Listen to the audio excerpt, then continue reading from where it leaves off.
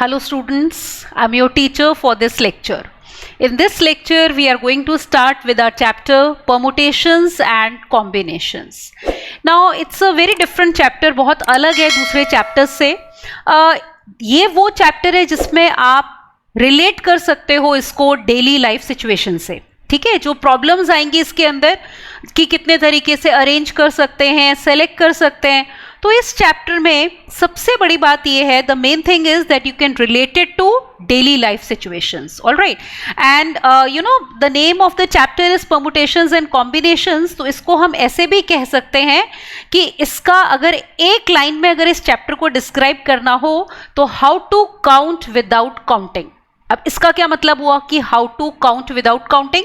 It means कि अगर आपको किसी काम करने के तरीके निकालने हो, ठीक है, या किसी चीज को सेलेक्ट करने के तरीके निकालने हो, तो बिना 1 2 3 4 ऐसे काउंट किए क्या मेथड्स हैं जिनसे हम बता सकते हैं कि कितने तरीकों से वो काम हो सकता है. Is it all right?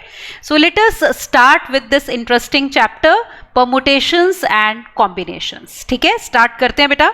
So first first thing that we are going to do in this would be fundamental principle of counting. पहले चैप्टर का हम नाम देख लेते हैं, ठीक है ना. So the name of the chapter is permutations and combinations. Permutations and combinations. अब ये जो इसमें दो वर्ड्स हैं ना, परमुटेशंस एंड कॉम्बिनेशंस, इनके मीनिंग क्या है, इन पे हम थोड़ा सा बाद में आते हैं. ठीक है, पहले हम जो डिफाइन करेंगे वो होगा इसमें फंडामेंटल प्रिंसिपल ऑफ काउंटिंग. पहले उसको देखते हैं, then we are going to define these two terms, permutations and combinations. ठीक है, तो लिखते हैं fundamental principle of counting. So fundamental principle of counting. अब देखो ये क्या होता है और इसको फिर मैं आपको बताऊंगी how do we related to the word permutations.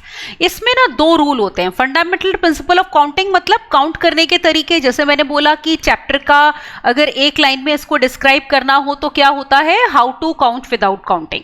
Now what is this fundamental principle of counting.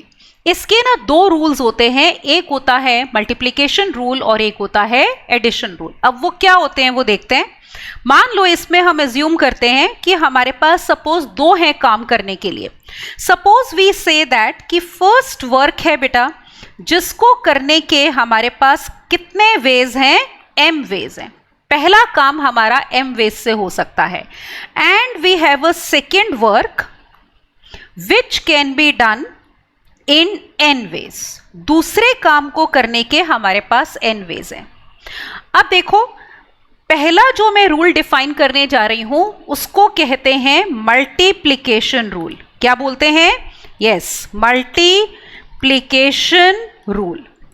अब इसमें क्या होता है इस रूल में,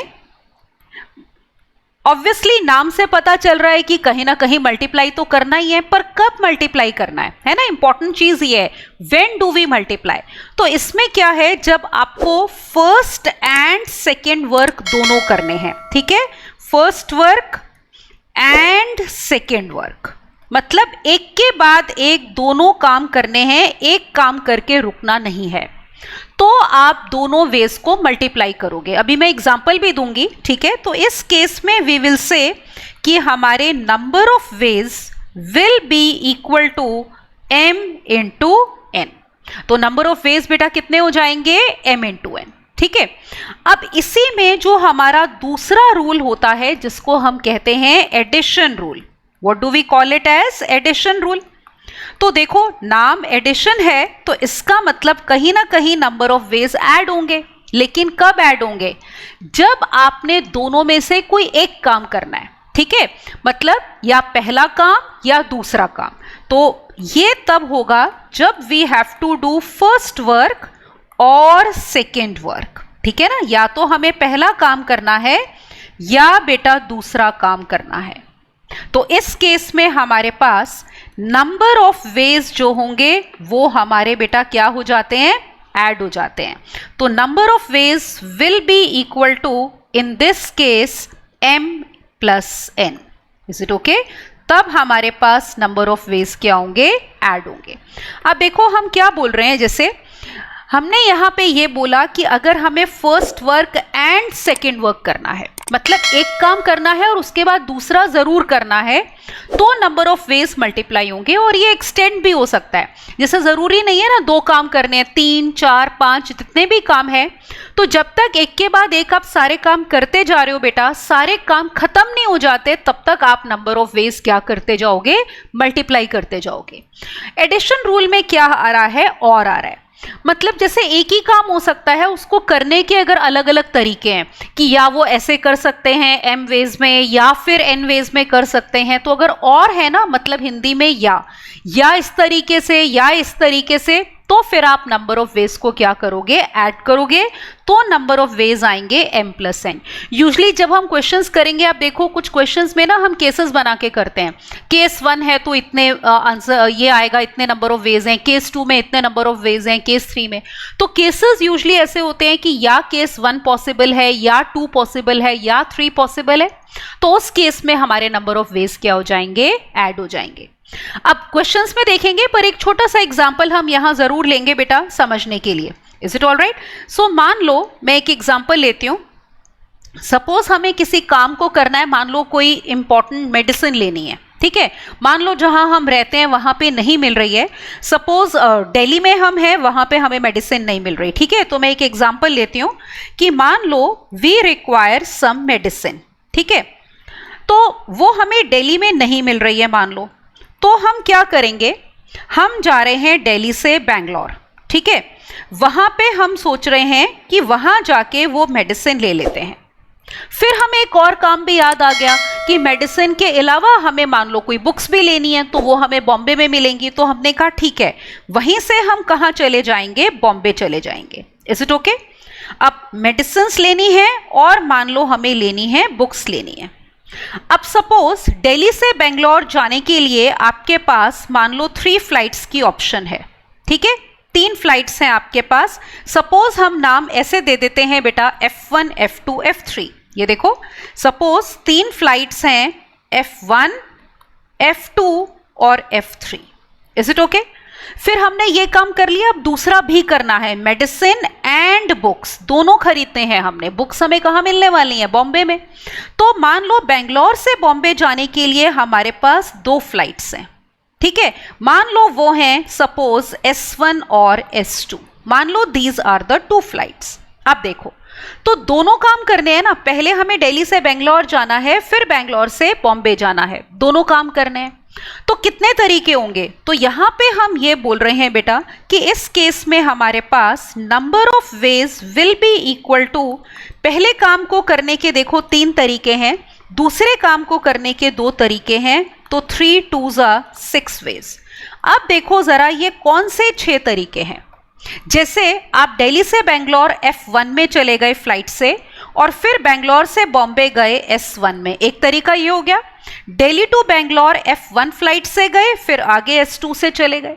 या दिल्ली टू बेंगलोर आप F2 से जा रहे हो, फिर बेंगलोर से बॉम्बे S1, फिर इसी तरह से देखो F2 S2। Similarly you will have Delhi से आप बेंगलोर जा रहे हो फ्लाइट F3 से, फिर आगे S1 ले रहे हो आप, ठीक है? आपने ये कनेक्टिंग फ्लाइट ली, फिर आप ले रहे हो F3 S2। तो ये हो गए हमारे कितने वेज बेटा? 6 वेज। तो एक्चुअल में ये 6 वेज हैं। तो हमने पहले आंसर कैसे निकाल लिया? याद है ना चैप्टर का नाम, how to count without counting. तो ये मैंने बाद में करी है काउंटिंग, देखो है ना, ये वाली काउंटिंग हम बाद में कर रहे हैं, F1 S1, F1 S2 and so on. तो बिना काउंट किए हमने नंबर ऑफ वेज निकाले। कैसे निकाले? कि अगर 2 काम है, पहले काम को करने के 3 वेज, दूसरे को 2, तो सिर्फ क्या करेंगे? मल्टीप्लाई। तो 3 2 6 वेज, ठीक है? तो इसमें दोनों काम करने थे हमें। अब मान लो हम एडिशन रूल को समझते हैं। Let me take another example, ठीक है? अब सपोज मुझे जैसे मान लो मेडिसिन ही लेनी है सिर्फ, I want to buy only medicine, ठीक है? अगला एग्जाम्पल हम ये लेते हैं, और सपोज हम दिल्ली में हैं, ठीक है? हमें मेडिसिन लेनी है, हमें ये पता है या तो वो मेडिसिन मिलेगी बेंगलोर में,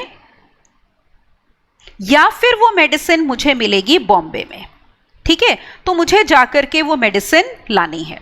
ऑलराइट, तो एक ही काम है बेटा जो मुझे करना है, या तो वो बेंगलोर जाके होगा या बॉम्बे जाके होगा। तो अब देखो इसमें और आ रहा है, ठीक है, और आ रहा है।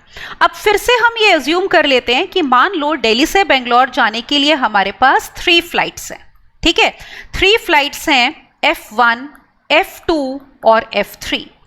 और मान लो दिल्ली से बॉम्बे जाने के लिए हमारे पास 2 फ्लाइट्स हैं, कौन कौन सी, S1 और S2। अब देखो काम सिर्फ एक ही है मेडिसिन लाने का, पर वो 2 तरीके से हो सकता है, या बेंगलोर जाके हो सकता है या बॉम्बे जाके हो सकता है।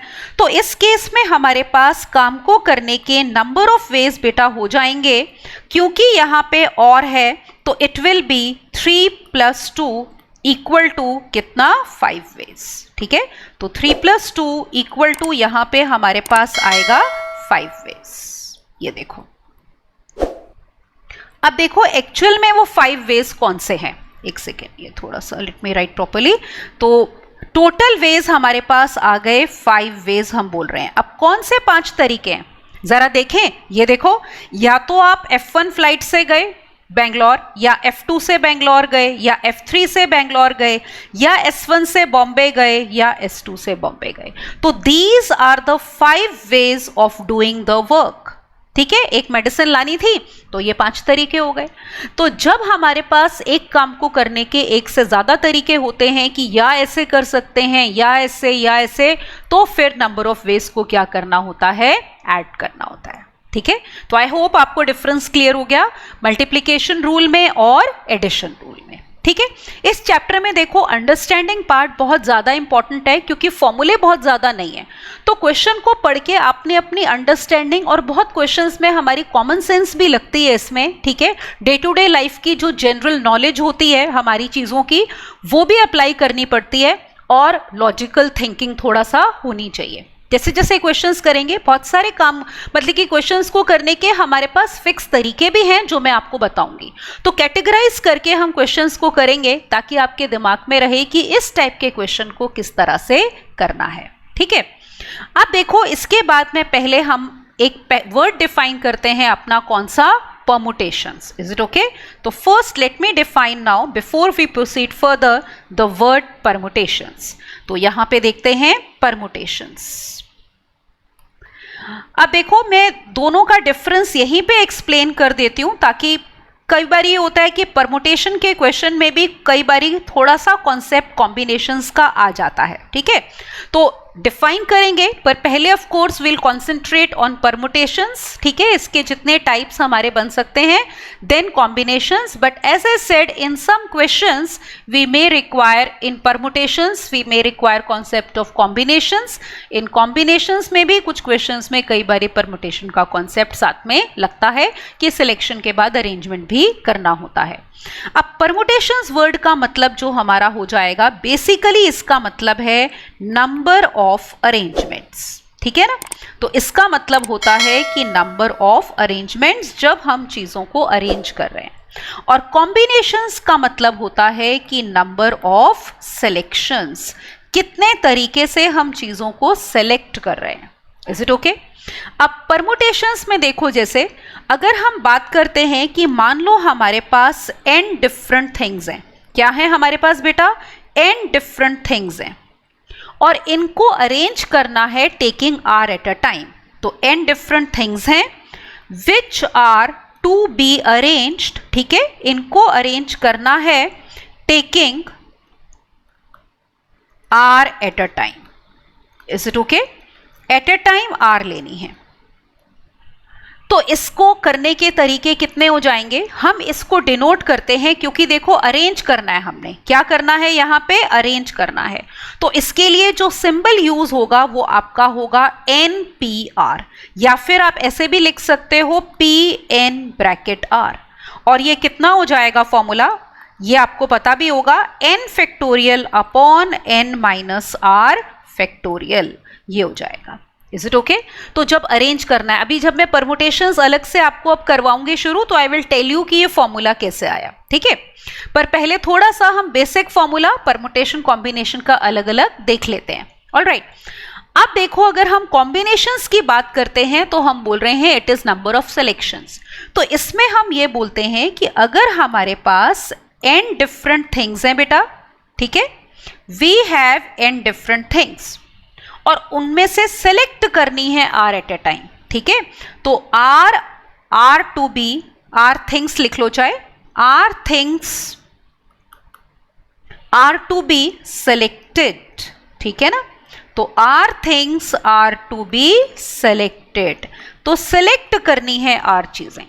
तो फिर हम जो सिंबल यूज करते हैं कॉम्बिनेशंस के लिए, NCR, C फॉर कॉम्बिनेशन और P फॉर क्या था, परमुटेशंस, या इसके लिए ये यूज होता है CN, R, या फिर ऐसे भी सिंबल होता है ब्रैकेट डाल के N और फिर नीचे R। इनका मतलब बेटा एक ही है। Is it all right? और इसका हमारा फॉर्मूला ये हो जाएगा आपका, it will be equal to n factorial upon r factorial into n minus r factorial, ये हो जाएगा। दिस विल बी कॉम्बिनेशन, क्योंकि इसमें सिलेक्शन करनी है। ऑल राइट, अब आप एक चीज नोटिस करो, ये वाला part n factorial upon n minus r factorial, ये यही है ना, ये n था हमारा, ठीक है ना। तो ये जो था हमारा, ये यही है, देखो n factorial upon n minus r factorial, which was nothing but NPR।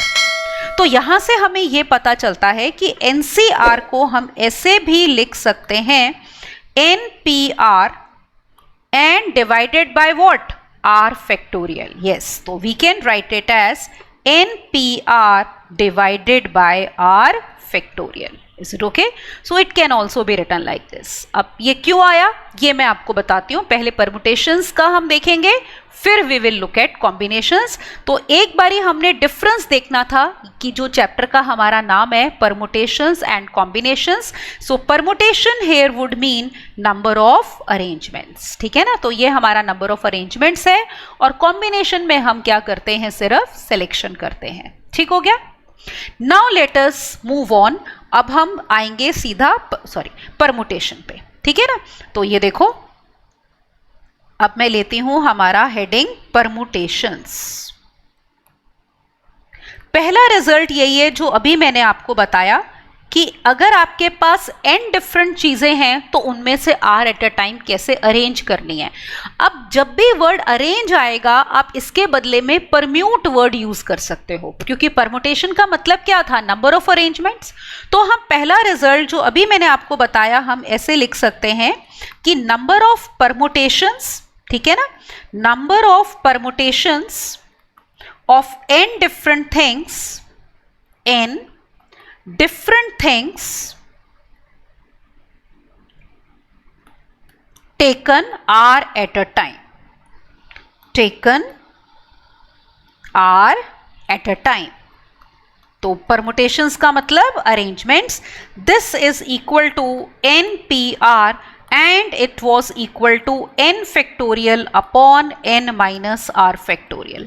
अब जरा इस फॉर्मूले को समझते हैं कि कैसे आया, और जैसे मैंने आपको कहा था हम इसको रिलेट करेंगे किससे, yes, fundamental principle of counting से। तो जरा समझते हैं। अब देखो, आपके पास n चीजें हैं पर एट ए टाइम r ले सकते हो। इसका मतलब आपके पास r प्लेसेस हैं उन n डिफरेंट थिंग्स को अरेंज करने के लिए, ठीक है। जैसे मान लो ये फर्स्ट प्लेस हो गई, ये सेकेंड हो गई, ये थर्ड हो गई, ये फोर्थ हो गई, एंड सो ऑन। अगर हम चलते जाएं, मान लो ये अर्थ प्लेस है, ठीक है। तो मान लो ये फर्स्ट प्लेस है बेटा, उसके बाद हमारे पास ये सेकेंड प्लेस है, ये थर्ड प्लेस है, ये फोर्थ प्लेस है, एंड सो ऑन, ये अर्थ प्लेस है। अब मेरे पास थिंग्स कितनी हैं, n डिफरेंट थिंग्स हैं। अब पहली चीज को अगर मुझे, पहले प्लेस को अगर मैं देखूं, मेरे पास अरेंज करने के लिए n ऑप्शंस है ना। तो फर्स्ट प्लेस पे मेरे पास नंबर ऑफ वेज कितने हो जाएंगे बेटा, n हो जाएंगे, because I have n options. मान लो ये सीट्स हैं और n स्टूडेंट्स हैं, ऐसे समझ लेते हैं। मान लो r प्लेसेस हैं, सीट्स हैं क्लासरूम में, और n स्टूडेंट्स बाहर खड़े हैं, मुझे उनको अरेंज करना है। तो पहली सीट के लिए n स्टूडेंट्स की ऑप्शन है, एक बैठ गया। अब कितने बचे बाहर, क्लासरूम के बाहर, n-1। तो सेकेंड के लिए हमारे पास ऑप्शन हो जाएगी n-1, ठीक है। तो कितने वेज में देखो अरेंज करेंगे, n-1। फिर एक और बैठ गया, अब हमारे पास बाहर कितने स्टूडेंट्स बचे, n-2, तो थर्ड के लिए कितनी ऑप्शंस है, n-2, फोर्थ के लिए कितनी हो गई, n-3 एंड सो ऑन। अब जरा आप पैटर्न देखो कि फर्स्ट प्लेस थी तो एक तरह से n में से, यहां पे देखो फर्स्ट प्लेस थी तो n में से 0 माइनस कर रहे थे, सेकेंड प्लेस है तो n में से पिछला नंबर 1 माइनस कर रहे हैं, थर्ड प्लेस है आपकी तो n में से पिछला नंबर 2 माइनस हो रहा है, फोर्थ प्लेस है तो 3 माइनस हो रहा है। तो पैटर्न देखते हुए आरथ प्लेस है तो n में से क्या माइनस होगा, r-1। अब देखो सारे काम करने हैं, सारी सीट्स फिल करनी है ना, तो first and second and third and fourth, याद है जब एक के बाद एक सारे काम करने होते हैं तो कौन सा रूल अप्लाई होता है, बोलो, सोचो, यस, मल्टीप्लिकेशन रूल। तो मल्टीप्लिकेशन रूल के हिसाब से हमारे पास यहाँ पे नंबर ऑफ वेज देखो कितने हो गए, ये हो गए n, n-1, n-2 and so on n-r+1, ठीक है ना, इतने वेज हमारे पास आ गए। अब देखो इसको फैक्टोरियल में कैसे कन्वर्ट करेंगे। आपको पता है जैसे n फैक्टोरियल होता है 1 into 2 into 3 up till n, या रिवर्स करो तो n-1 से कहां तक जाना होता है, 1 तक जाना होता है। तो फैक्टोरियल में कन्वर्ट करने के लिए हम क्या करेंगे, जैसे आप यहां पे ऑब्जर्व करो, मेरे पास अभी हम यहां पे कहां तक जा रहे हैं, देखो n-r+1 तक जा रहे हैं, ठीक है ना। तो अब अगला स्टेप देखना जरा, ये हो जाएगा equal to n, n-1, n-2 और हमारे पास है n-r+1, ठीक है। इसका मतलब ये हुआ कि 1 तक जाने के लिए पिछली जितनी टर्म्स और बची हैं वो चाहिए, क्या क्या और चाहिए मुझे, n-r चाहिए बेटा, n-r-1 चाहिए और टिल 2 इंटू 1। अगर हम 1 तक जाएंगे तभी आप न्यूमरेटर को क्या लिख सकते हो, फैक्टोरियल में। अब ऑब्वियसली आपने जिससे मल्टीप्लाई किया है उसी से डिवाइड भी करोगे, तो डिनोमिनेटर में आपके पास आ गया n-r, फिर n-r-1, n-r-1, ठीक है, and so on 2 into 1। Is it okay. अब आप नोटिस करो कि हमारे पास न्यूमरेटर क्या बन रहा है, व्हाट इज इट, बताओ, n-1 से लेकर सीधा 1 तक चले गए ना, तो it is nothing but n factorial, और डिनोमिनेटर n-r, n-r-1, तो कंसेक्यूटिव नंबर्स ले रहे हैं डिक्रीजिंग ऑर्डर में 1 तक, तो it is nothing but n-r का factorial.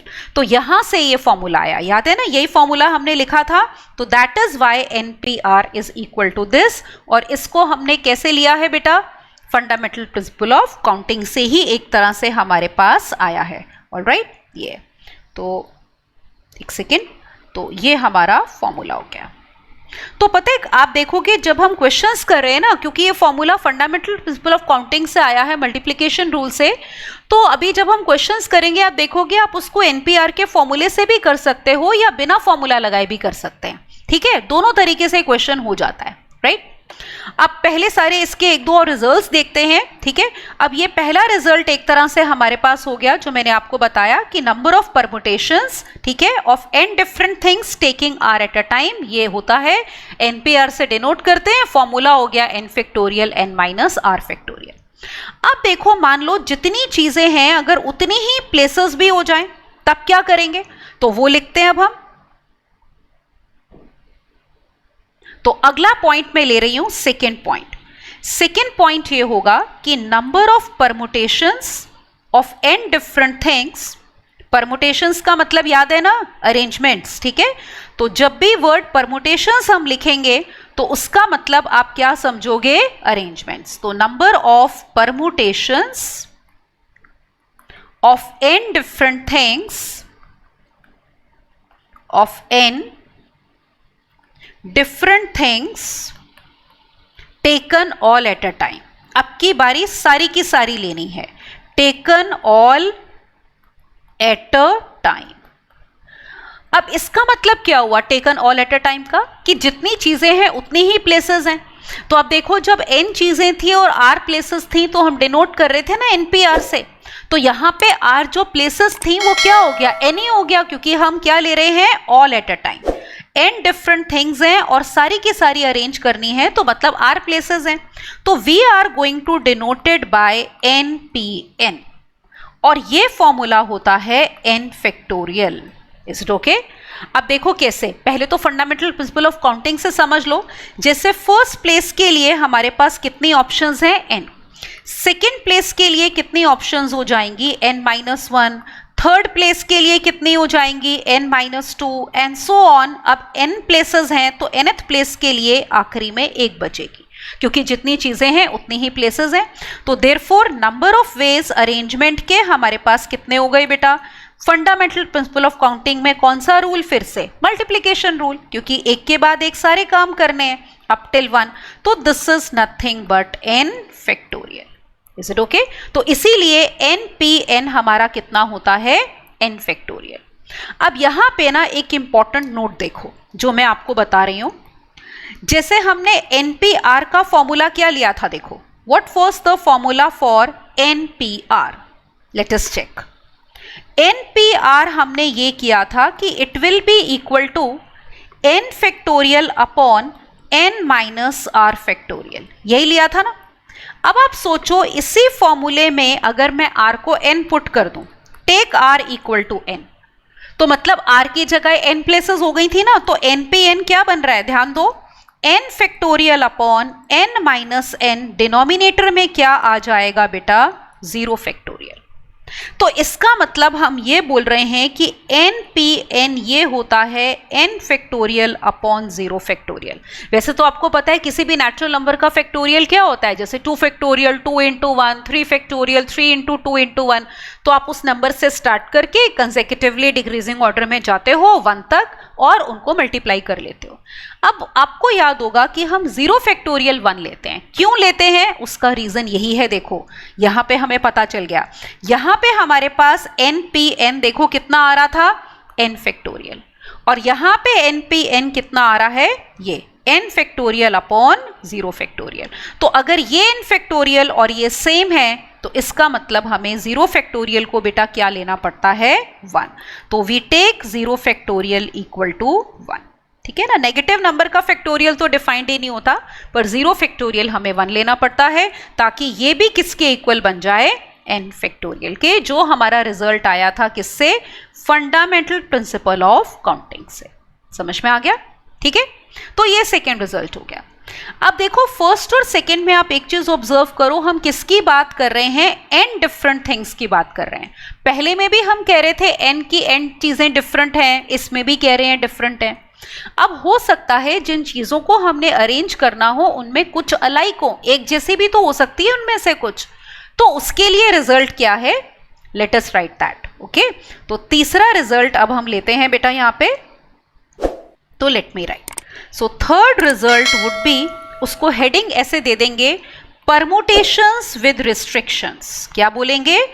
Permutations with restrictions. All right, with repetition, sorry with repetitions. Restrictions भी होता है, उस पर हम बाद में आएंगे, पहले हम रेपिटेशंस की बात कर रहे हैं कि अगर कुछ चीजें हमारी क्या हो रही हैं? रिपीट हो रही हैं। तो परमुटेशंस विद रेपिटेशंस। अब देखो इसमें क्या रिजल्ट है। अगर हमारे पास n थिंग्स हैं, ठीक है, and all are to be arranged, all are to be arranged, सारी की सारी हमने अरेंज करनी है बेटा, ऐसा नहीं कि कुछ छोड़ देनी है, तो all are to be arranged. और मान लो अब ये n थिंग्स में से ना सपोज आपकी p1 थिंग्स अलाइक हैं, मतलब एक जैसी हैं, मतलब आइडेंटिकल हैं। सपोज इसी में से p2 थिंग्स आर अलाइक, फिर p2 चीजें एक जैसी हैं, सो ऑन। मान लो pk थिंग्स आर अलाइक, ठीक है, pk आर अलाइक, ये एक जैसी हैं, and remaining different, and remaining different, बाकी की अलग अलग हैं बेटा, एंड रिमेनिंग डिफरेंट। तो नंबर ऑफ वेज कितने होंगे अरेंजमेंट के, वो हम देखते हैं। ठीक है, तो लेट अस सी नाउ। अब देखो अब क्या करोगे, जैसे आपके पास n चीजें थी जिनमें p1 एक जैसी हैं, p2 एक जैसी हैं, pk एक जैसी हैं और बाकी की डिफरेंट हैं, तो नंबर ऑफ वेज का हमारा फॉर्मूला ये होता है, we have number of ways equal to, अब n फैक्टोरियल, क्योंकि n चीजों को अरेंज करना था ना, याद है हमने अभी पिछले रिजल्ट में कहा n थिंग्स अगर डिफरेंट हैं, all are to be arrange तो n फैक्टोरियल होता है। तो इसमें भी हमारा यही है, all are to be arrange n factorial. लेकिन अगर कुछ चीजें अलाइक हैं तो उतने फैक्टोरियल से क्या होता है, डिवाइड होता है। जैसे p1 factorial, p2 factorial and so on pk factorial. Is it okay? तो हमारे पास नंबर ऑफ वेज बेटा ये आएंगे। तो ये हमारा फॉर्मूला हो गया अगर हमारे पास है परमुटेशंस विद रेपिटेशंस। ऑलराइट, इसका एक एग्जांपल लेते हैं। Let me take one example over here. Okay, जैसे फॉर एग्जांपल कोई भी एक वर्ड ले लेते हैं, मान लो let me take the word Mississippi. ठीक है, तो मिसिसिपी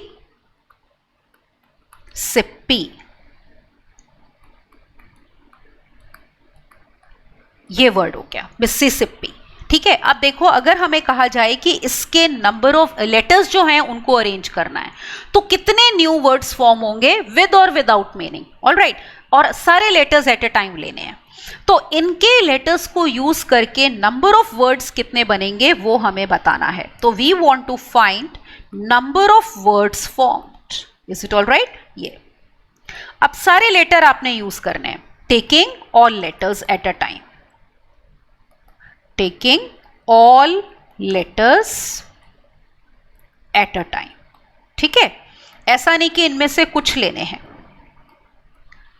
अब आप नोटिस करोगे यहां पे कि हमारे पास रेपिटेशंस देखते हैं। जैसे एक तो ये देखो आपके पास आई कितनी बार है, देख रहे हो 4 बार है। तो वी हैव 4 टाइम्स आई। यहां पे मैं लिखती हूं जैसे आई आई आई आई, आई रिपीट हो रहा है।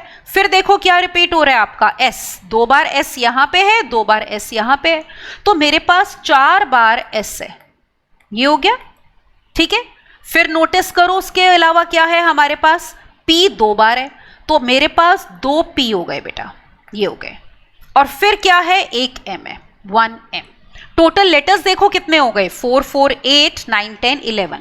तो these are total 11 letters. Is it okay? Total कितने लेटर्स हैं बेटा हमारे पास, ये 11 लेटर्स हैं ये।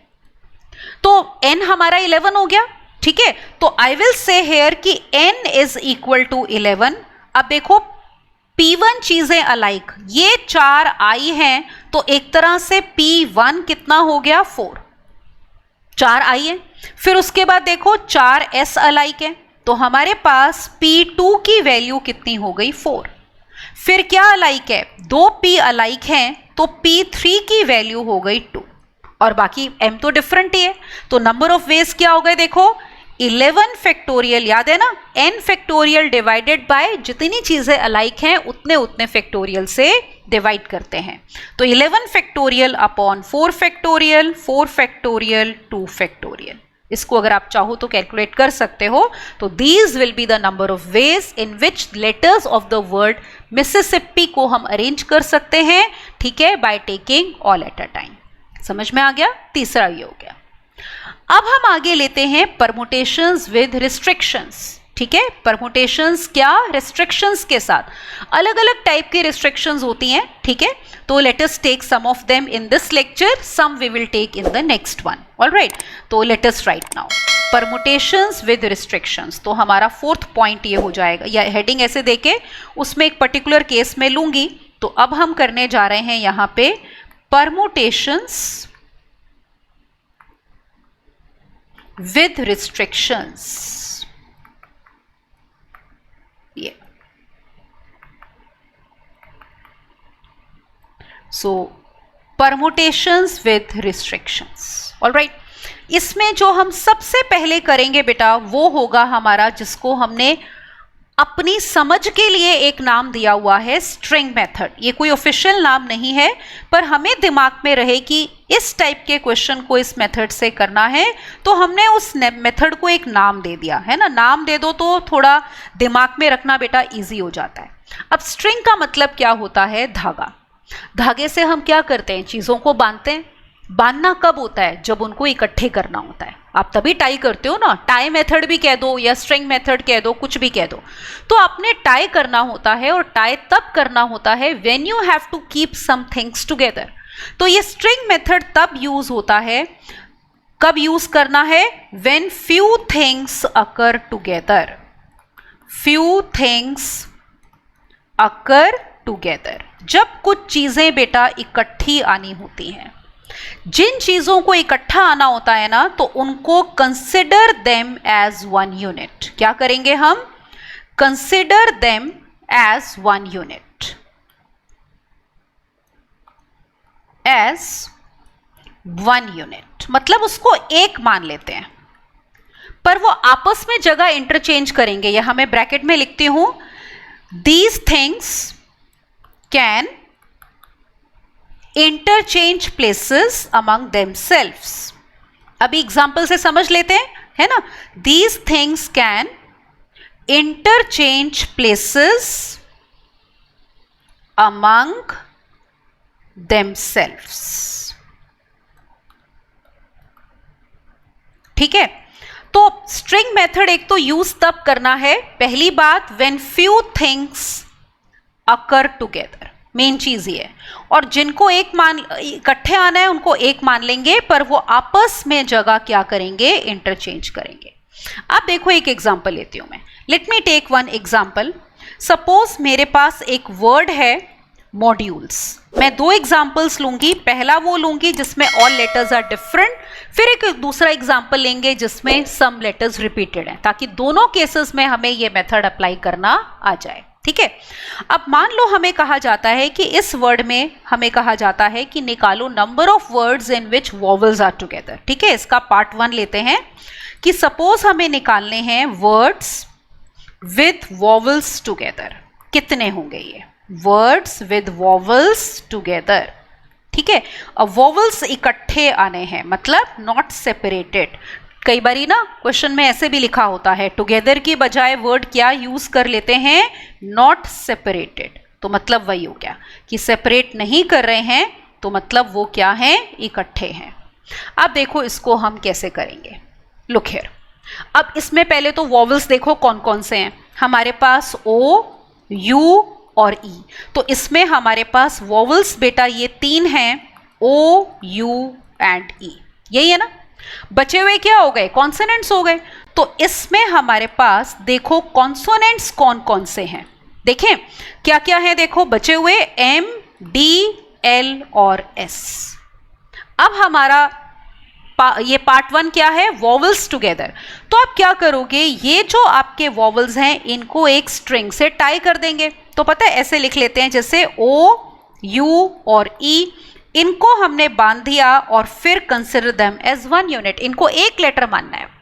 फिर बचे हुए और लेटर्स कितने? अरेंज तो सारे करने हैं ना, वर्ड्स विद वॉवल्स टुगेदर, सारे लेटर्स यूज करके हमें वर्ड बनाना है। अगर कुछ नहीं मेंशन्ड होता ना क्वेश्चन में कि आपको एक वर्ड दे दिया और ऐसे दे दिया find words with vowels together, तो अंडरस्टूड है कि उस वर्ड में जितने लेटर्स हैं ना, सारे के सारे आपने लेने हैं।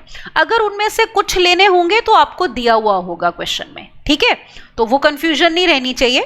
तो बाकी के लेटर्स हैं हमारे एम, डी, एल और एस। तो देखो एक लेटर तो ये हो गया, ये वाला जिसमें ओ, यू, ई को हमने एक माना है। ये दूसरा लेटर है, ये तीसरा, ये चौथा, ये पांचवा। अब हम कहेंगे 5 लेटर्स को अरेंज करने के कितने तरीके होते हैं बेटा? 5 factorial. 5 letters can be arranged in 5 factorial veg. याद है ना। अब देखो एक रो में जब अरेंज करना होता है ना, तो हम ये मानते हैं जितने लेटर्स हैं उतनी प्लेसेस हैं। 5 लेटर्स हैं तो 1 2 3 4 5 प्लेसेस हैं बेटा। It is understood. तो याद है एन चीजों को एन प्लेसेस पे अरेंज करने के, एन डिफरेंट चीजों को एन प्लेसेस पे अरेंज करने के वेज कितने थे? N factorial. तो 5 फैक्टोरियल आ गया। अब हमने एक इंपॉर्टेंट बात यहां पे करी है, ये देखो क्या, लुक एट दिस, कि these things can interchange places among themselves। अब उन्होंने कहा है वॉवल्स इकट्ठे आए, ये तो नहीं बोला पहले ओ लो, फिर यू लो, फिर ई लो। तो ये तीनों आपस में जगह इंटरचेंज करेंगे। तो वो भी तो हमने काम करना है, जितने काम है सारे करने हैं, कोई भी बीच में नहीं छोड़ना। अगर आप बीच में ही छोड़ दोगे तो आपके नंबर ऑफ वेज कम होंगे और आंसर रॉन्ग हो जाएगा। ठीक है, तो now let us proceed further in this, तो हमें यहाँ पे अब ओ यू ई को भी अरेंज करना है। 3 लेटर्स को 3 प्लेसेस पे अरेंज करने के कितने वेज? 3 factorial veg. तो दोनों काम करने हैं तो कौन सा rule? Multiplication rule. So therefore number of veg हमारे कितने हो गए यहाँ पे देखो, या नंबर ऑफ वर्ड्स फॉर्म भी कह सकते हो, 5 फैक्टोरियल और multiplied by 3 factorial. Just a moment. तो 5 फैक्टोरियल मल्टीप्लाइड बाय 3 फैक्टोरियल, इसको सॉल्व भी कर लो चाहे। कितना आ गया? 5 फैक्टोरियल कितना होता है? 120 into 6, so the answer would be 720। अच्छा एक बात ध्यान से सुनो, ये फैक्टोरियल में ना 8 फैक्टोरियल तक ओरली याद कर लेना, ठीक है ना। 1 factorial 1, 2 factorial 2, 3 factorial 6, 4 factorial 24, 5 factorial 120, 6 factorial 720, 7 factorial 5040, 8 factorial 40320। तो कम से कम 8 फैक्टोरियल तक ओरली याद कर लो ताकि पुट करना हो तो क्वेश्चन जल्दी हो जाए, ठीक है। तो ये हमारा आंसर आ गया 720। Is it okay? इसी का एक पार्ट और देखो, जैसे इसमें वॉवल्स इकट्ठे थे ना, आप बोलो मैम अगर कॉन्सोनेंट्स इकट्ठे हो तो एक पार्ट इसका ये देख लो। मान लो पार्ट 2 करते हैं कि हमें निकालने हैं words with consonants together, words with consonants together. तो इसको देखो हम कैसे करेंगे कि अगर हमारे पास कॉन्सोनेंट्स इकट्ठे हों तो अब क्या करना है? धागा किस पे बंधेगा? कॉन्सोनेंट्स पे।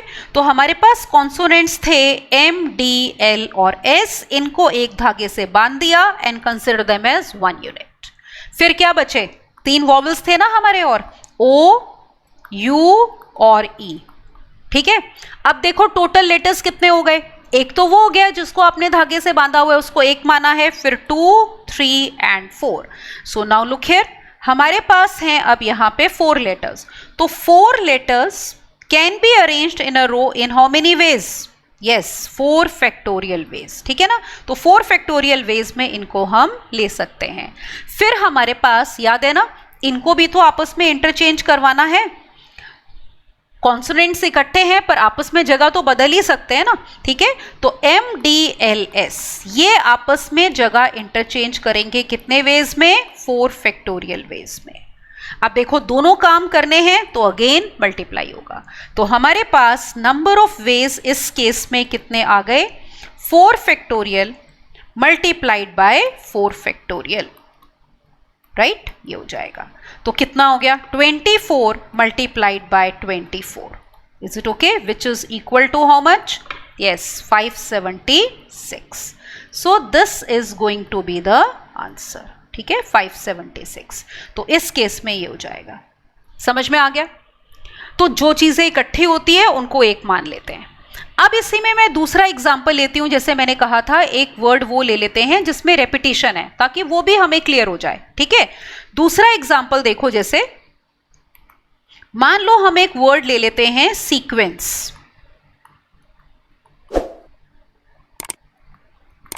सपोज हमने ये वर्ड लिया सीक्वेंस। इसमें मान लो फर्स्ट पार्ट करते हैं कि number of words with vowels together.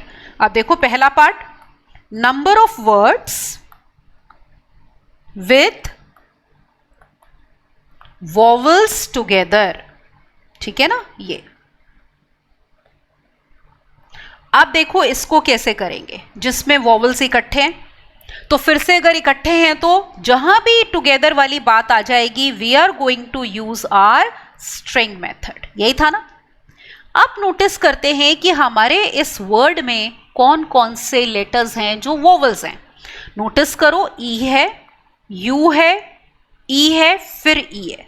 अब देखो रेपिटेशन है ना, ठीक है। तो वॉवल्स आपके पास ये हैं, वी हैव वॉवल्स, एक बेटा यू है और 3 हमारे पास क्या हैं? ई हैं। और बचे हुए हमारे पास क्या हैं? कॉन्सोनेंट्स हैं। क्या क्या कॉन्सोनेंट्स बचे? देखो एस, क्यू, एन, सी, इनमें कोई रेपिटेशन नहीं है।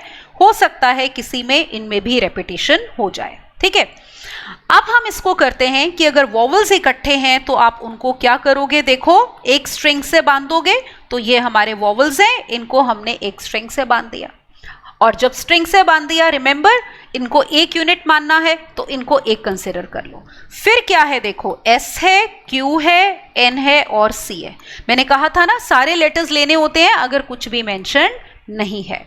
तो 2, 3, 4 और 5 हो गए, ठीक है। तो अब लेते हैं कि 5 लेटर्स को अरेंज करने के देखो कितने तरीके हुए, 5 फैक्टोरियल। अब आप कहोगे मैम इनमें कोई रेपिटेशन है? नहीं, इनमें कोई रेपिटेशन नहीं है। क्यों? क्योंकि देखो ये वाला तो हमने एक सिंगल लेटर माना हुआ है, इसको एक सिंगल लेटर माना है, और इनमें तो कोई रेपिटेशन है ही नहीं। S, Q, N, C में ये भी फर्क हो गया, ये भी सारे आपस में डिफरेंट हैं, तो ऑल आर डिफरेंट, तो 5 फैक्टोरियल आएगा। अब उसके बाद क्या करना है, ये लोग भी तो आपस में जगह इंटरचेंज करेंगे, तो U, E, E और E। अब देखो ये कितनी वेज में जगह इंटरचेंज करेंगे। These are how many letters? 4 letters, तो 4 फैक्टोरियल।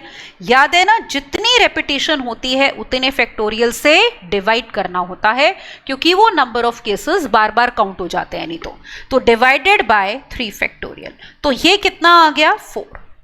तो अब हम दोनों वेज क्या करेंगे? मल्टीप्लाई, क्योंकि दोनों काम करने हैं। तो इस केस में हमारे पास टोटल नंबर ऑफ वर्ड्स देखो कितने आ गए। तो total number of words are equal to 5 factorial, ठीक है, और मल्टीप्लाइड बाय 4। 5 फैक्टोरियल कितना है बताओ? यस, 120। 120 इंटू 4। आई होप आप सबका आंसर आ गया होगा। इसको थोड़ा सा मैं ऊपर शिफ्ट कर दूं, तो 120 into 4, yes, the answer would be 480। तो इतने हमारे वर्ड्स होंगे बेटा जिनमें हमारे पास वॉवल्स क्या है? टुगेदर है, ठीक है, समझ में आ गया? तो this is string method. Permutations with restrictions में पहले हमने किया स्ट्रिंग मेथड। कब अप्लाई करना है? When few things occur together. अब इसमें दूसरा मेथड देखो जिसको हम कहते हैं gap method. Late us see what is that, right. तो अब आगे चलते हैं। इसमें सेकेंड ले रही हूं इसमें मैं गैप मेथड, तो लेट अस राइट दैट। तो दूसरा हम लेंगे यहां पे गैप मेथड। अब देखो हमने भी ये नाम अगेन अनऑफिशियली दिया है, कोई ऑफिशियल नाम नहीं है ये गैप मेथड, ताकि हमें क्वेश्चन को करने का तरीका दिमाग में फिट हो जाए। अब गैप का मतलब क्या होता है? स्पेसेस। तो गैप मेथड नाम तब क्यों दिया है अभी हम समझते हैं। ये तब अप्लाई करना है जब आपके पास क्वेश्चन में एक फ्रेज आएगा, no two of them occur together, ठीक है। कब यूज करना है? जब कभी भी आपको क्वेश्चन में ये फ्रेज दिखे कि no two of them are together, तब हम इसको यूज करेंगे, ठीक है। इसमें पता है क्या होता है, जैसे हम थोड़ा सा पहले समझने की कोशिश करते हैं, फिर मैं एग्जांपल से समझाऊंगी। ये मेथड यूजुअली तब अप्लाई होता है जब आपके पास 2 टाइप्स ऑफ थिंग्स होती हैं अरेंज करने के लिए, ठीक है। 2 टाइप्स ऑफ थिंग्स होती हैं, मान लो A कैटेगरी की और B कैटेगरी की। सपोज पहली के ऊपर कोई रिस्ट्रिक्शन नहीं है, ठीक है, इनके ऊपर कोई रिस्ट्रिक्शन नहीं है, और B टाइप की चीज के ऊपर आपके पास क्या है बेटा? रिस्ट्रिक्शन है। कौन सी रिस्ट्रिक्शन? ये वाली, कि no two of them are together, ठीक है। तो करना कैसे होता है? आप ये कहोगे कि first arrange those things on which there is no restriction. तो हम क्या लिख रहे हैं? First we arrange things of type A, things of type A on which there is no restriction, on which there is no restriction, ठीक है, उन पे तो कोई रिस्ट्रिक्शन नहीं है बेटा, तो पहले उनको हम अरेंज करते हैं। जैसे मान लो मैंने अरेंज कर दिया 8 टाइप की थिंग्स को, मान लो 4 चीजें हैं, A1, A2, A3, A4। अब उसके बाद ना ये जो देखो गैप्स हैं ये वाले, इन गैप्स पे हमको अरेंज करना है B टाइप की चीजों को। क्यों इन गैप्स पे अरेंज करना है? क्योंकि हम ये बोल रहे हैं कि no two of them should be together. कोई भी दो इकट्ठी कब नहीं होंगी? जब उनके बीच में कम से कम एक चीज होगी, ठीक है। तो अगर आप उन चीजों को इन गैप्स पे अरेंज करोगे तो कोई भी दो इकट्ठी आएंगी ही नहीं। और एक चीज नोटिस करो, जब आप लाइन में अरेंजमेंट कर रहे हो, अभी हम लीनियर परमुटेशंस की ही बात कर रहे हैं बेटा, जिनमें चीजों को we are arranging in a line. तो जैसे आपने देखा 4 चीजों को अरेंज कर रहे हो ना, तो आपके पास यहाँ पे गैप्स कितने हैं, 5 हैं। We have 5 gaps. तो लाइन में जब चीजों को अरेंज करते हो ना, तो एक ज्यादा गैप होता है। क्यों? क्योंकि स्टार्टिंग और एंडिंग वाला गैप अलग अलग काउंट होते हैं, तो एक ज्यादा गैप होगा। तो इन 5 गैप्स पे हम अरेंज करेंगे टाइप बी की थिंग्स को। Is it all right? ये करेंगे। तो उसका नंबर ऑफ वेज, जैसे ये 5 गैप्स हैं, मान लो वो टाइप बी की 3 चीजें हैं, तो याद है ना हमने एनपीआर का फॉर्मूला किया था, एन में से अगर एट ए टाइम आर ही अरेंज होनी है तो क्या होता है, एनपीआर। तो 5 गैप्स हैं, मान लो टाइप बी की 3 चीजें हैं, तो नंबर ऑफ वेज क्या हो जाएंगे, 5p3। Is it okay? और ये जो टाइप ए की हमने अगर 4 चीजें ली हैं, देखो A1 पहले ये काम करना था ना, A1 A2 A3 A4, 4 चीजों को एक लाइन में अरेंज करने के कितने वेज होंगे, 4 फैक्टोरियल वेज। तो दोनों काम करने हैं, तो इन दोनों को हम क्या करेंगे, मल्टीप्लाई। तो नंबर ऑफ वेज हो जाएंगे हमारे 4 फैक्टोरियल मल्टीप्लाइड बाय 5p3। तो गैप मेथड तब यूज होता है जब आपके पास रिस्ट्रिक्शन एक टाइप के ऊपर होती है। ओके अब जैसे एक एग्जाम्पल देखो, then will move on with the questions. Alright, तो एक एग्जाम्पल देखते हैं। यहां पे एग्जाम्पल मैं ये ले रही हूं, मान लो हम अपना वही वर्ड लेते हैं, सपोज हमारे पास वर्ड है मॉड्यूल्स। ठीक है, अब हमें कहा जाता है find number of words in which no 2 vowels are together। ठीक है, अब हमें ये निकालना है, suppose number of words in which no 2 vowels are together। ठीक है, no 2 vowels are together। तो ये फ्रेज आ गया, देखो no 2 vowels are together। मैंने कहा था जब भी ये फ्रेज आएगा तो समझो क्वेश्चन किससे होना है, गैप मेथड से। अब रिस्ट्रिक्शन किसके ऊपर है, वॉवल्स के ऊपर है। तो इसमें देखो मैंने जैसे आपको बताया था, टाइप ए क्या हो गई, जिसमें कोई रिस्ट्रिक्शन नहीं है। तो किसके ऊपर रिस्ट्रिक्शन नहीं है बेटा, कॉन्सोनेंट्स के ऊपर। और टाइप बी क्या होती है, जिसके ऊपर रिस्ट्रिक्शंस हैं, तो वो यहाँ पे क्या है, वॉवल्स हैं। और उनके ऊपर क्या रिस्ट्रिक्शन है, ये वाली की no 2 of them are together. तो हमने कहा था पहले किनको अरेंज करेंगे, जिनके ऊपर कोई रिस्ट्रिक्शन नहीं है। तो कॉन्सोनेंट्स को अरेंज करते हैं। देखो कौन कौन से कॉन्सोनेंट्स हैं, एम डी एल और एस। ठीक है, तो मेरे पास 4 कॉन्सोनेंट्स हैं बेटा। तो 4 कॉन्सोनेंट्स हमारे कौन कौन से हो गए, एम डी एल और एस। ठीक है, जस्ट अ मोमेंट। तो M D L and S ये हो गए। तो देखो इनको हमने अरेंज करना है। अब इनमें कोई रेपिटेशन नहीं है, तो इनको एक लाइन में अरेंज करने के कितने वेज होंगे, 4 फैक्टोरियल वेज हो जाएंगे। सपोज एक अरेंजमेंट ये हो गया M L S D. Suppose one of the arrangements is this. अब देखो वॉवल्स के ऊपर क्या कंडीशन है, no 2 of them are together. तो ये कब कंडीशन सेटिस्फाई हो जाएगी, जब हम इनको इन गैप्स पे अरेंज करेंगे। Is it okay, in gaps पे। अब देखो जैसे अगेन मैंने एग्जांपल में आपको बताया था, यहाँ पे 4 लेटर्स हैं, पर गैप्स कितने होंगे, 5 गैप्स होंगे। तो इन 5 गैप्स के ऊपर आपने अरेंज करने हैं 3 वॉवल्स। कौन कौन से वॉवल्स हैं, ओ यू और ई। कोई हमारी रेपिटेशन नहीं है। तो 5 में से 3 प्लेसेस ही ऑक्यूपाई होंगी। तो इस केस में बेटा नंबर ऑफ वेज हो जाएंगे 5p3 वेज। तो दोनों काम करने हैं ना, कॉन्सोनेंट्स को भी अरेंज करना है और गैप्स पे वॉवल्स को अरेंज करना है, ताकि कोई भी 2 वॉवल्स इकट्ठे ना हो। तो देखो टोटल वेज, तो अब हमारे पास total ways will be equal to, multiplication rule apply होगा, दोनों काम करने हैं, 4 फैक्टोरियल मल्टीप्लाइड बाय 5p3। कितना आ गया, सॉल्व कर लेते हैं। ये 24 होता है देखो, और ये 5 factorial upon 5 minus 3 2 factorial. Is it okay? तो this is equal to 24 and multiplied by 120 by 2 कितना, 60। Is it okay? ये मल्टीप्लाई कर लो, अब कितना आंसर आ गया? ये हो गया 0, 6 4 ज़ा 24, 6 2 ज़ा 12 एंड 2 14. तो number of ways will B 1440. तो दिस इज द आंसर. ठीक है, अगर इन्हीं में पता है, आप सोचो रेपिटेशन होगी तो देखो, अगर आपके पास यहाँ पे वॉवल्स में रेपिटेशन है, सॉरी कॉन्सोनेंट्स में रेपिटेशन है, तो आप यहाँ 4 फैक्टोरियल को उतने फैक्टोरियल से डिवाइड कर दो. अगर आपके पास वॉवल्स में रेपिटेशन है तो इसको उतने फैक्टोरियल से डिवाइड कर दो. तो रेपिटेशन का कॉन्सेप्ट वही रहता है, चाहे आप स्ट्रिंग मेथड यूज कर रहे हो या आप गैप मेथड यूज कर रहे हो. ठीक है ना, कि जितने चीजें रिपीटेड है उतने फैक्टोरियल से डिवाइड. तो कॉन्सोनेंट्स में अगर रिपीट होता तो 4 फैक्टोरियल उतने से डिवाइड होता, वॉवल्स में अगर कुछ रिपीट होता तो 5p3 उतने से डिवाइड हो जाता. Is it okay? तो बाकी की जैसे मैंने कहा परमुटेशंस विद रिस्ट्रिक्शंस के और cases will do in the next one. आज हमने जितना किया है उसके ऊपर पहले कुछ क्वेश्चंस देखते हैं. Alright, now look at this first question on your screen. देखो जरा, पढ़ते हैं क्या दिया हुआ है.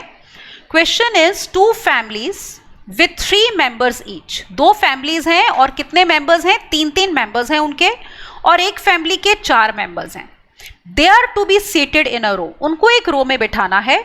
In how many ways can they be seated so that same family members are not separated. मतलब आपस में प्यार है तो उनको इकट्ठे इकट्ठे बैठना है. ठीक है ना, तो let us see in how many ways can we do this. ठीक है, स्टार्ट करते हैं इस क्वेश्चन का सॉल्यूशन. और आप देख सकते हो जेईई मेंस 2020 का ये क्वेश्चन है.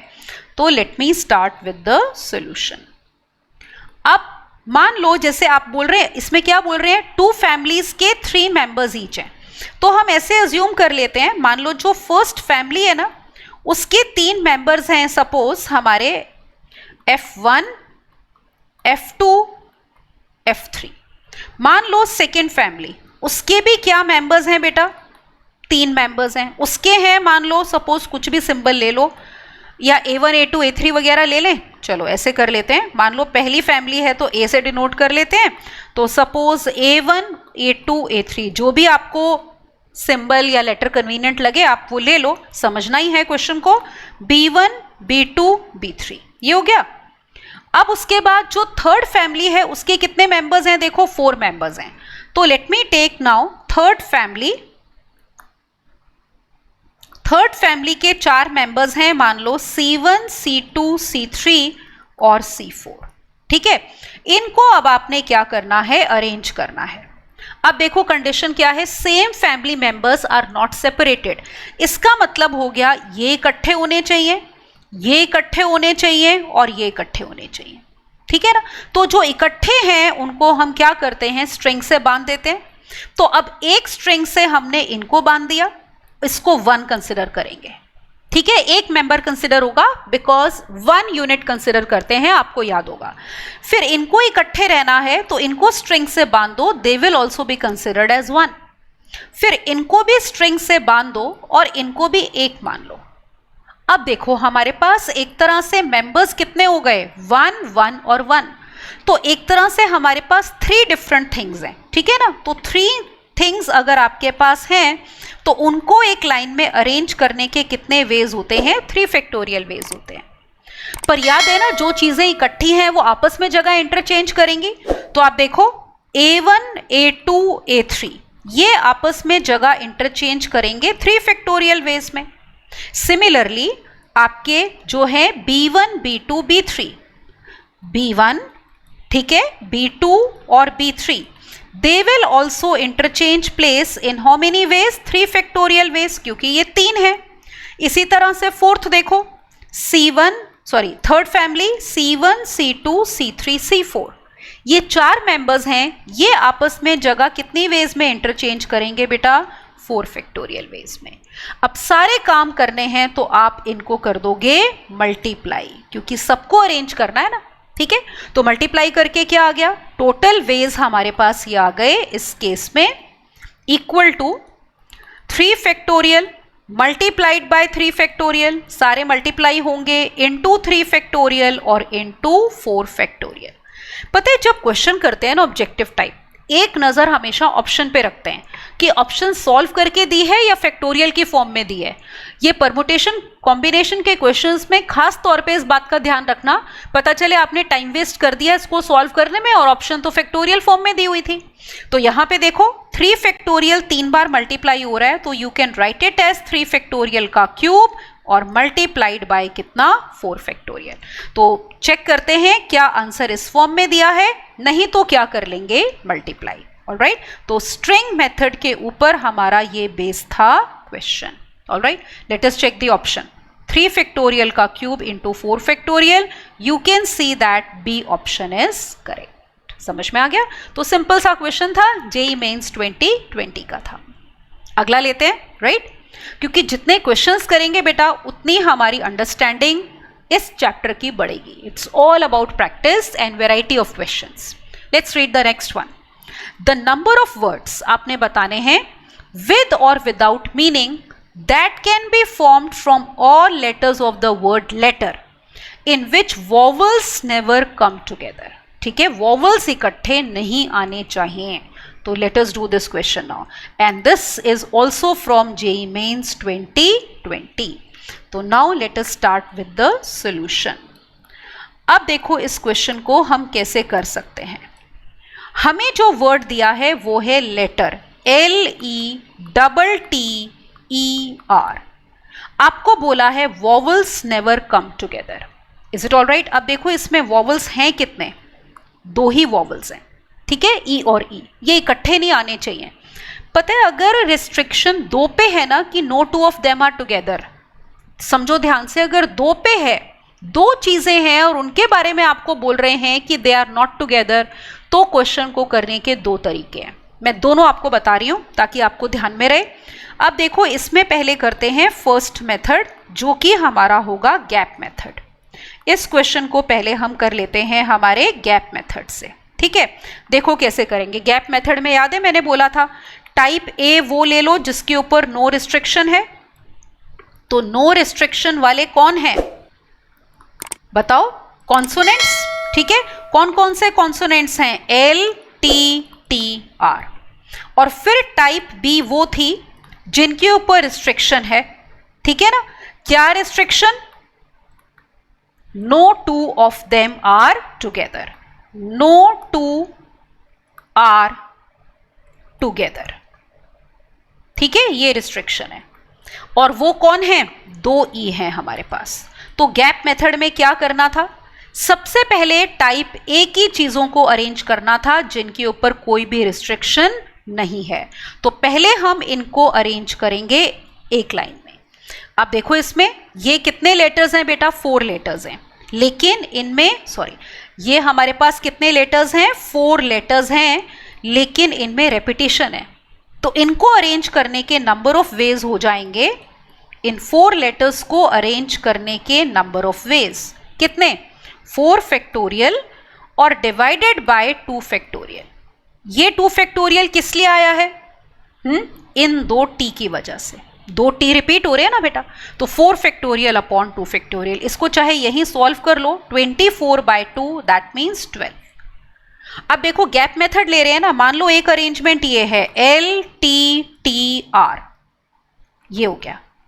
अब गैप्स कितने हैं देखो, 1 2 3 4 and 5। So we have 5 gaps now. ठीक है, इन 5 गैप्स पे हमें अरेंज करना है 2 ईज को, 2 वॉवल्स को। तो 2 ई है हमारे पास अरेंज करने के लिए। Let us arrange them. ये हो गए। अब आप ध्यान से देखो, हमारे पास गैप्स कितने हैं बेटा? 5 है और लेटर्स 2 ही हैं।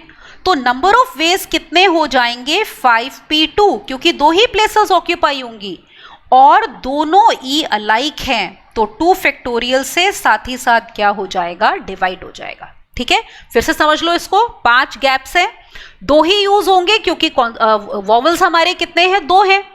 तो 5p2 हो गया, लेकिन दोनों अलाइक हैं तो 2 फैक्टोरियल से डिवाइड भी हुआ। तो ये 2 फैक्टोरियल से डिवाइड इस वजह से हुआ क्योंकि दोनों ई अलाइक है। इसको भी चाहो तो यही सॉल्व कर लो।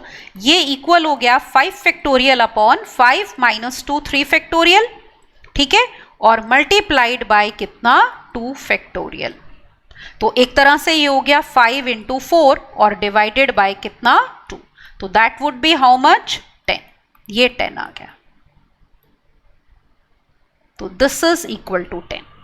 अब देखो दोनों काम करने थे ना, कॉन्सोनेंट्स और वॉवल्स दोनों को अरेंज करना था। तो आप देखो कॉन्सोनेंट्स को अरेंज करने के हमारे पास वेज आए हैं 12 और वॉवल्स को गैप्स पे अरेंज करने के 10। तो number of ways will be equal to how many 12 multiplied by 10, that is equal to 120। तो 120 वेज आ गए। This is going to be the answer. और देखो ये न्यूमेरिकल टाइप क्वेश्चन था, ठीक है, जिसमें ऑप्शन नहीं दी होती, answer can be any numerical.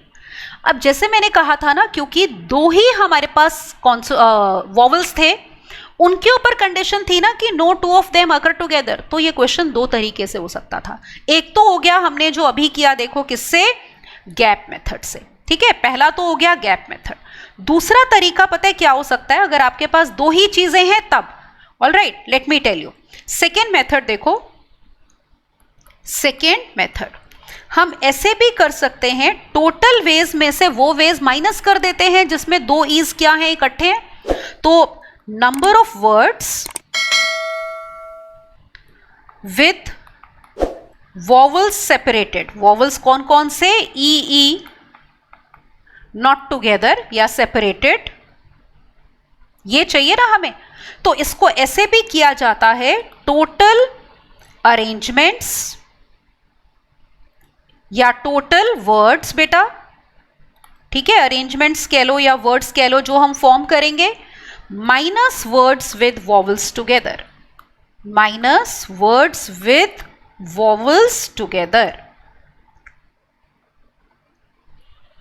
अब देखो हमारे पास लेटर था, लेटर, ठीक है, ये था हमारे पास L E T T E R।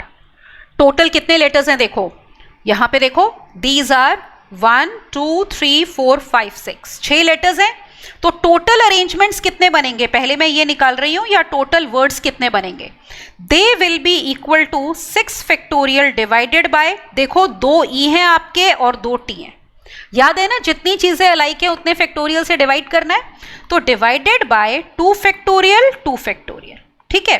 अब माइनस, वो केस माइनस कर दो जिनमें वॉवल्स इकट्ठे हैं। अब ध्यान दो, अगर कुछ चीजें हमारे पास इकट्ठी होती हैं तो हम क्या यूज करते हैं, याद है ना, स्ट्रिंग मेथड। तो यहां पे हमारा यूज होगा स्ट्रिंग मेथड। कैसे यूज होगा, हमें पता है, जो चीजें इकट्ठी आनी है बेटा उनको एक मान लेते हैं, तो ई और ई को एक मान लिया। फिर क्या है, एल टी टी और आर। तो एक तरह से कितने लेटर्स हैं, 1 2 3 4 एंड 5। 5 लेटर्स को अरेंज करने के कितने तरीके, 5 फैक्टोरियल। लेकिन ट्विस्ट है क्या, 2 टी हैं, इनको नहीं भूल जाना। तो अगर रेपिटेशन है तो आप इसको डिवाइड करोगे किससे, 2 फैक्टोरियल से। फिर याद है ना, 2 ई आपस में जगह भी तो इंटरचेंज करेंगे, पर ये अलाइक हैं। जैसे दो चीजें आपस में कितनी वेज में अरेंज हो सकती हैं, 2 फैक्टोरियल वेज में, लेकिन 2 फैक्टोरियल से ही डिवाइड हो जाएगा। क्यों, क्योंकि ये दोनों ई अलाइक हैं। तो एक ही तरीका होगा ना, 2 फैक्टोरियल अपॉन 2 फैक्टोरियल कैंसिल हो जाएगा, 1 आ जाएगा। अब देखो इसको सॉल्व करो, 6 factorial is 720 and divided by this is 4, ये 4 हो गया, ठीक है।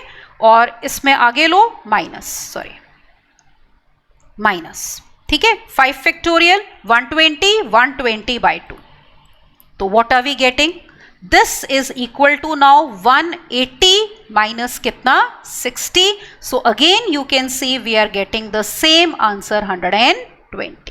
तो पता है जब दो चीजों के ऊपर रिस्ट्रिक्शन होती है ना कि दे आर नॉट टुगेदर, तो उसको आप दोनों तरीकों से कर सकते हो, गैप मेथड से या फिर टोटल माइनस वो इकट्ठी हैं। ठीक हो गया, तो आंसर विल बी 120। अब एक क्वेश्चन और देखो, ठीक है, वो देखो क्या दिया है, let us read the question. अब ये एनटीए का क्वेश्चन है, ठीक है ना, नेशनल टेस्ट अभ्यास, वो जो एनटीए वालों की साइट है बेटा, उनके पूरे आपको पता ही है क्वेश्चंस अवेलेबल होते हैं, उनकी साइट पे जाके आप प्रैक्टिस कर सकते हो। तो क्वेश्चन पढ़ते हैं पहले। Number of words that can be formed from the letters of the word algebra, ये वर्ड है, so that all vowels are separated और no two vowels come together. ठीक है, तो इसको देखो, let us do the solution of this. तो अब हम करते हैं इस क्वेश्चन का सॉल्यूशन। हमें वर्ड जो दिया है वो है एल्जेब्रा, तो ALGEBRA, ये हो गया। अब रिस्ट्रिक्शन क्या है, देखो कि वॉवल्स आर सेपरेटेड, मतलब no two vowels come together. तो याद है ना इस फ्रेज का मतलब, गैप मेथड। जहां भी हमें ये फ्रेज दिखेगा तो इसका मतलब हो जाएगा हमें क्वेश्चन किससे करना है, गैप मेथड से करना है। अब नोटिस करो वॉवल्स कितने हैं हमारे पास, वॉवल है A, E और फिर से A। अब यहां पे 3 वॉवल्स हैं, तो ये एक ही मेथड से होगा, गैप मेथड से। पिछले क्वेश्चन में कंडीशन जो थी वो वॉवल्स पे ही थी, लेकिन 2 थे तो उसको करने के 2 तरीके थे। लेकिन यहाँ पे रिस्ट्रिक्शन वॉवल्स पे है। कितने वॉवल्स हैं हमारे, 3 वॉवल्स हैं, तो एक ही तरीके से हो सकता है, वो है गैप मेथड। तो let us do the question by gap method. Alright, तो इसमें टाइप ए टाइप बी देखो। टाइप ए वाली चीजें हमारी कौन सी हैं, जिनके ऊपर है हमारी नो रिस्ट्रिक्शन। तो नो रिस्ट्रिक्शन किन के ऊपर है, देखो कॉन्सोनेंट्स के ऊपर है। कॉन्सोनेंट्स क्या क्या है, L, G, B और R। ठीक है ना। और फिर टाइप बी जिनके ऊपर रिस्ट्रिक्शन है, ठीक है, ये वो थी जिनके ऊपर रिस्ट्रिक्शन है, और वो हैं हमारे A और E, मतलब ये 3 वॉवल्स, राइट। और क्या रिस्ट्रिक्शन है कि no two of them are together. ठीक है ना, यही है ना, no two of them are together, ये कंडीशन है बेटा। तो करते हैं गैप मेथड से। तो गैप मेथड में क्या करना होता है, अब रिवाइज हो गया ना, मतलब कि काफी हमने कर लिए। तो सबसे पहले इनको अरेंज करेंगे। देखो, we are going to arrange these 4। तो L, G, B, R, इन 4 कॉन्सोनेंट्स को हम अरेंज कर सकते हैं बेटा कितनी वेज में, कोई रेपिटेशन नहीं है, तो they can be arranged in 4 factorial ways. ठीक है ना, तो 4 फैक्टोरियल वेज में ये अरेंज हो गए। अब देखो, मान लो एक अरेंजमेंट हो गया ये L, G, B और R। ठीक है, सपोज एक अरेंजमेंट हमारा ये हो गया। अब याद है ना क्या करना है, गैप्स पे अरेंज करना है। तो look at the gaps, 1, 2, 3, 4 and 5। So we have now 5 gaps. इन 5 गैप्स पे आप अरेंज करना चाह रहे हो किनको, 3 वॉवल्स को। 3 vowels are to be arranged which are A and E। ठीक है, तो अब देखो 5 गैप्स हैं, लेकिन 3 ही गैप्स यूज होंगे एट अ टाइम, तो नंबर ऑफ वेज कितने हो गए, 5p3। ऑलराइट, और देखो रेपिटेशन भी तो है ना, वो भूल मत जाना, नहीं तो गड़बड़ हो जाएगी, गलत हो जाएगा आंसर। तो 2a है बेटा, तो डिवाइड करोगे किससे, 2 फैक्टोरियल से। तो पहले काम को करने के तरीके हो गए 4 फैक्टोरियल, दूसरे काम को करने के तरीके हो गए 5p3 अपॉन 2 फैक्टोरियल। दोनों काम करने हैं ना, क्योंकि टोटल वर्ड्स में तो वॉवल्स भी आएंगे, कॉन्सोनेंट्स भी आएंगे। So therefore number of words will be equal to, बेटा जो हमें चाहिए, it is 4 factorial multiplied by this 5p3 और डिवाइडेड बाय 2 फैक्टोरियल। इसको करते हैं सॉल्व। तो कर लो, इसको सिंप्लीफाई कर लो, आंसर निकालो बेटा। 4 फैक्टोरियल कितना, 24। 5p3 will be 5 factorial divided by 5 minus 3 2 factorial, और ये 2 factorial। कितना आ गया बताओ, करो सॉल्व फटाफट और आंसर चेक कर लो। 24 बाय एक तरह से 4 हो गया, ठीक है, और 5 फैक्टोरियल कितना होता है, 120। तो 4 6 24, 120 into 6 will be how much, 720। तो that is going to be the answer. ठीक है, तो इस क्वेश्चन का हमारा आंसर आ गया 720, और इसको करने का एक ही मेथड है। चेक करें आंसर, चेक करते हैं 720। तो you can see that A option will be correct. Alright, ये हो गया। तो आज देखो हमने एक बारी देखते हैं कि हमने क्या किया। पहले तो मैंने आपको फंडामेंटल प्रिंसिपल ऑफ काउंटिंग बताया जिसमें 2 रूल होते हैं, multiplication rule and addition rule. Today we have seen questions on multiplication rule only, alright. फिर हमने बेसिक एक जो वर्ड है परमुटेशन कॉम्बिनेशन उसका डिफरेंस देखा। Permutation means number of arrangements और कॉम्बिनेशन नंबर ऑफ सिलेक्शंस, और एनपीआर और एनसीआर का बेसिक फॉर्मूला देखा। फिर हमने परमुटेशन में पहले तो एनपीआर देखा कि एन डिफरेंट चीज़ों में at a time r arrange करनी है तो क्या फॉर्मूला होगा। फिर अगर all at a time are to be arranged या उनमें रेपिटेशंस हैं। और फिर हमने 2 केसेस किए रिस्ट्रिक्शन वाले, एक स्ट्रिंग मेथड और एक gap method, and we did some examples and questions based on that. तो आज के लिए इतना ही करते हैं। इसको अच्छे से दिमाग में बिठा लो ताकि नेक्स्ट लेक्चर में जब हम इसको फर्दर लेके जाएंगे तो ये आपको अच्छे से पता हो, so that there is no confusion. Alright, so that is all for this in this lecture, alright. तो बाकी अगले लेक्चर में करते हैं, and hope you will enjoy the benefit of our courses. Thank you बेटा, एंड बाय बाय।